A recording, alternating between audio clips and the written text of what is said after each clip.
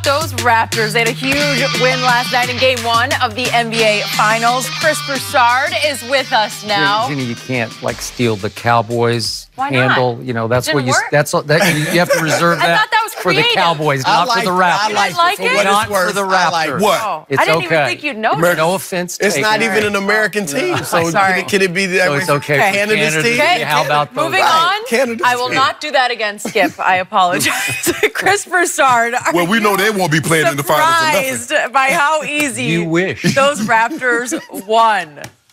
I don't think it was easy. I mean, look, I give the Raptors plenty of credit. I thought they were great. I give them credit for shaking off their Game 1 woes. They lost to Orlando. They lost to Milwaukee in Game 1, so that was impressive.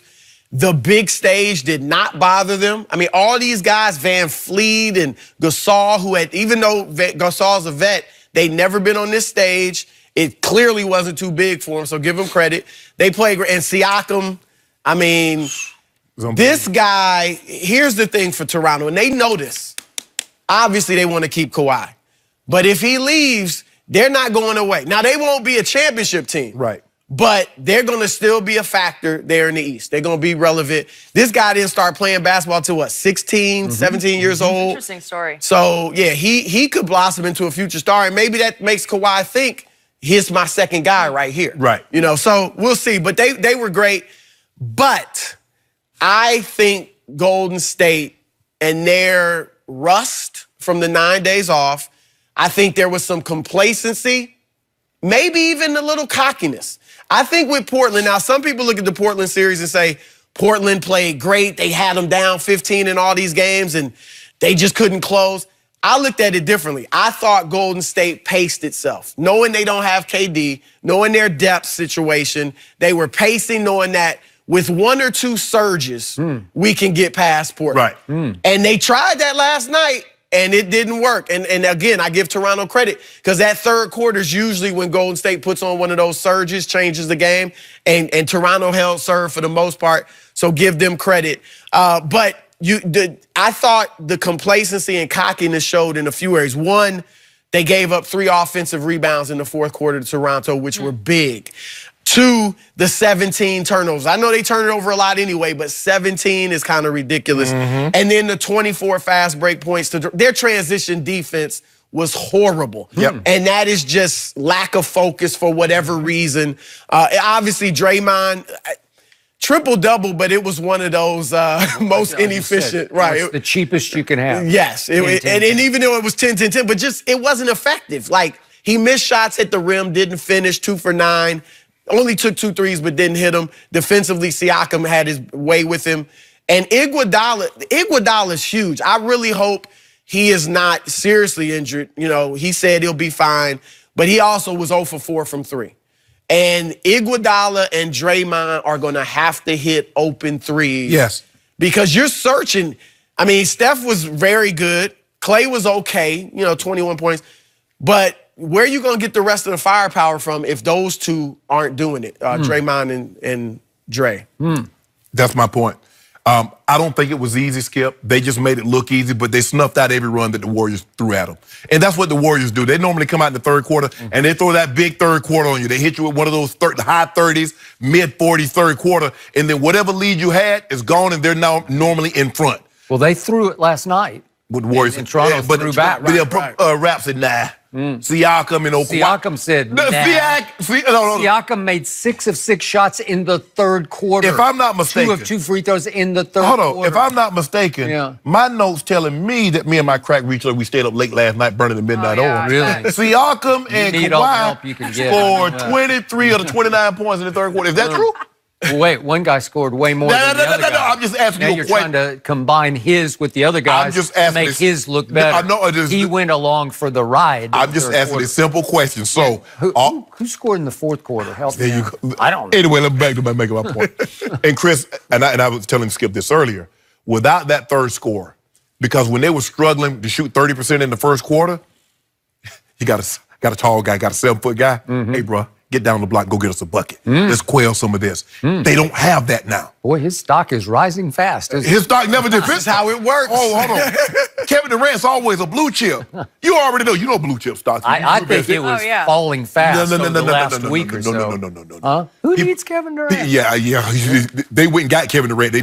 They were playing better without him. They were playing better until last night, and they actually played, to your point, they played pretty well last night. Skip, I just think they're different without Kevin Durant, but in a 7-game series, if that rascal is healthy, he makes them unbeatable. Okay. Because with the way they were struggling last night, even if you got 17 turnovers, you got that guy, he still go get you 30 with 17 turnovers. So that's the difference. The question is, Steve Kerr is running out of bodies. Who's going to give him Iguodala minutes? Who's going to give him Kevin Durant scoring? That's the question. If Kevin Durant comes back, say, game 3, I believe he comes back game 4 at the earliest. But that might get bumped up to game 3 if they're down 0-2. It well might.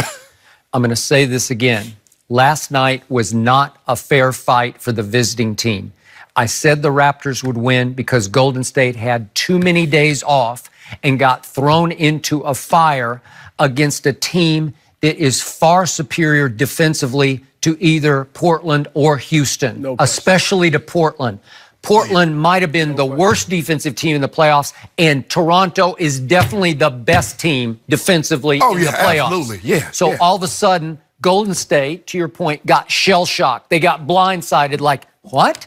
And all the reporters on site last night said the atmosphere was the greatest they'd ever experienced. The excitement level, the intensity level inside that arena was just ear-splitting and mind-numbing. Right. And I think Golden State wasn't quite ready for that onslaught. And to your point, everybody played up on Toronto to it. Nobody played down, except maybe number 2. No, don't do that. Stop. He didn't have his normal game, but I thought he was good, though. But I thought he was hurt, too.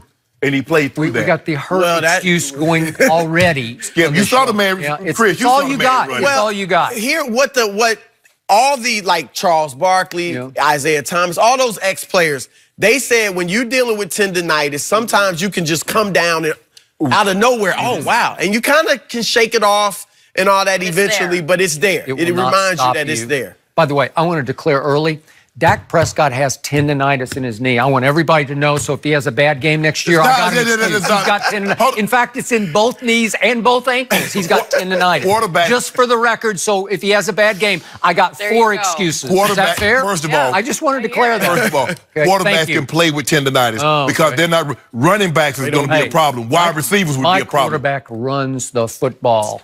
He made the run of the year. Well, he won't be running in the Super Bowl. So he won't be like he Kawhi in the finals. He won't be running in there. You better hope not. No. So now to my big 2 takeaways from last night. Bigger picture. I'm here to say once again, as I keep saying for the last month, number 2 sure has a lot of help. I don't think it's all his show because last night Siakam was just flat out special is what he was. And it made me wonder, it gave me some cause to pause and ask myself and ask out loud on Twitter, are we sure that number 2 is the best player on the Toronto roster? Because I'm not this guy is something. You want when he gets going? Yes, I do. And last night, a little premature. He looked like the best 2-way player on the floor because he can block shots too. He can rim protect. But what a game he had against the guy who just the day before said Draymond, was the greatest defensive player in history. And Siakam goes out against him, little known, Pascal Siakam, and he goes 14 of 17, and he makes 2 of 3 threes, and he made 9 of 12 contested shots. So it's not like he's not being defended, and he makes 5 of 5 on breaks. So he's just running them in the floor last night, and he makes 11 straight shots, which was the longest streak in a finals game in 20 years.